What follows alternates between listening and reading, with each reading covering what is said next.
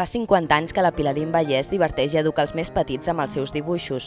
En total ha il·lustrat uns 700 llibres. Ara que en té 70 i que s'hi continua dedicant amb la mateixa passió, el Palau Robert li ha dedicat l'exposició Pilarín 50 anys dibuixant per tots, que es podrà visitar fins a l'11 de setembre.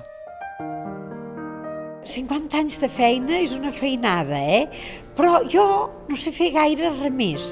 I la feina per mi és passar-m'ho bé. M'hi diverteixo molt, m'encanta.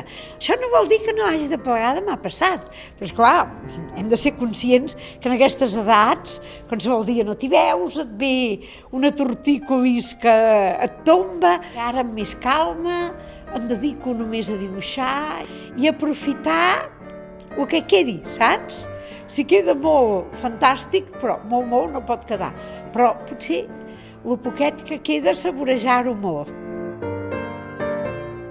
És un públic formidable perquè, esclar, té el cap nou.